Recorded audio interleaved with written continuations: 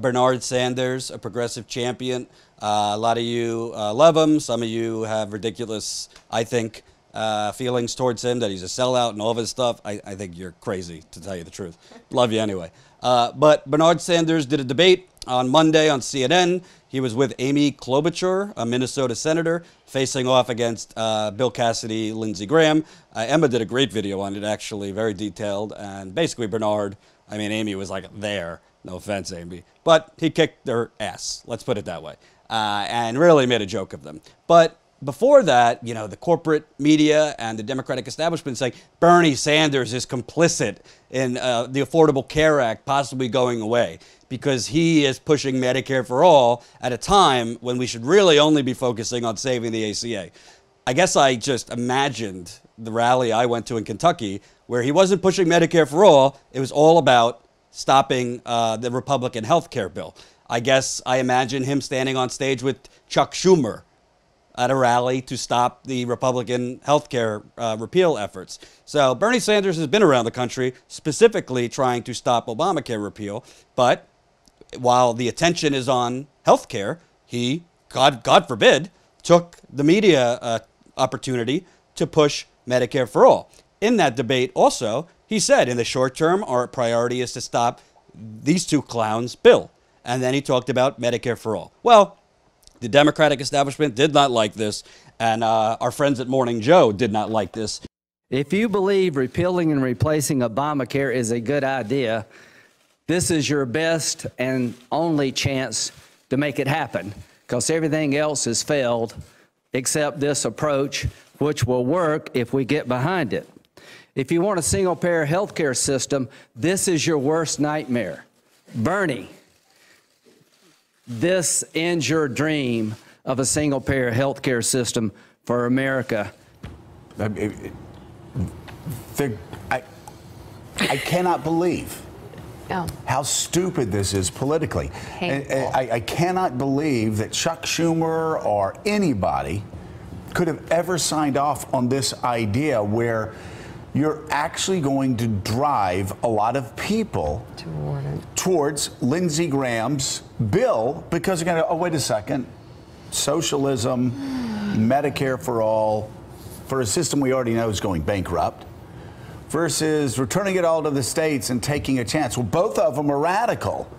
Do I want to go with the radical plan that I know is going to bankrupt America, or do we go with a radical plan that may not bankrupt? I mean, how could Bernie Sanders, how could Amy Klobuchar do this? Because it's not just the Democrats they're letting down, it's millions of people that would be hurt by the passage of the Republican bill. Right. Here, the reality is that Medicare for all as a concept is way more popular with people in principle, and it polls much better than what the Republicans are suggesting. However, if you're Bernie Sanders right now, and you see Lindsey Graham giving that speech he just gave, which is he's baiting Sanders. He's baiting Bernie Sanders into a debate. And Bernie took the bait. Any halfway sane politician who sees the principal sponsor of the bill Republicans are trying to pass, baiting him in that way says, you know what? That guy's trying to bait me, probably for a reason. And you know what? The whole point here is to keep the focus on how bad this Republican bill is. We can have a debate later, if you're Bernie Sanders, about the virtues of Medicare for all and single payer. You might win that debate. By the way, how about after next Saturday? That's what I mean. How about when the calendar's in? It's not like he's got to wait till 2019 to launch his presidential campaign. All you got to do for this week is keep focused on how horrible this Republican bill is and how many people across the spectrum of every stakeholder in the healthcare system is against it.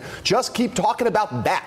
That's all you got to do. Don't take the bait. You know how the Democrats have been touting that even the insurance companies are against Graham Cassidy? Well, if you read through what the insurance companies are worried about, part of it is that the people who have insurance now will lose it, but they're also worried about single payer. All you gotta do, Hillary Clinton, is just keep focusing on how bad Trump is and don't give any alternative, and everything's gonna be fine. Don't give an alternative vision for America. Just talk about how bad they are. Oh, wait, that didn't work out so well for the Democratic Party. Yet, for some reason, I can't even imagine why, these pundits on MSNBC are proposing that Bernie not talk about it when the healthcare debate is raging. It's like the same people that say, it's not the time to politicize this tragedy. it's the exact time to talk about it because this is when we are discussing health care in the middle of this proposal. The Democrats have to say we have a better alternative proposal. Also, they side mention that in theory, Medicare for all is more popular.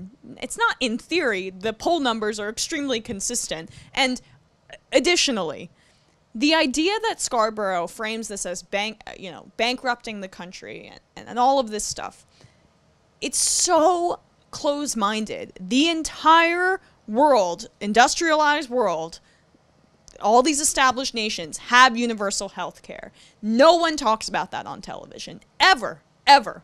And the idea that they're trying to say Bernie is taking the bait, he's not playing these political games. He thinks this is the best vision for America and that people should know that the Democratic Party and many people in it, 16 co-sponsors, are offering this to them. It's that simple. So it's just, sometimes I think, Morning Joe, sometimes they're more sane than other people on TV. After the election, they had Michael Moore on and talked about how, God, Bernie would have won, essentially, and how Hillary Clinton did not connect with that part of the country. But then they do stuff like this, and you're God, that bubble is so thick. And, oh, by the way, Scarborough used to be a Republican, I forget, senator or representative. So just, that media bubble is thick. You know what I think is radical? As Joe Scarborough says radical. You know what I think is radical? I want to take my shirt off. I'm so angry. You know what's radical? Plutocratic, millionaire, cocktail crowd, pumpkin spice latte drinking. I'm a hypocrite. I do like a good pumpkin spice latte. Guaranteeing health care for us peasants, i.e. the whole country. That's radical. No, you're radical, Joe Scarborough, and you're disconnected. And I love Mika just sitting there. Hate to take on Mika. I know I'm a sexist. And she's like, yeah, political suicide. Yeah, I agree with my fiance over there. No. Let me explain something to you. And Chuck Todd, who I did a video on addressing his creative facts when he interviewed Bernie Sanders, these people, they got great health care. I worked at MSNBC. You could read my book to find out more about how that was. CorporateConjob.com. I worked at MSNBC. Comcast gave you great health care.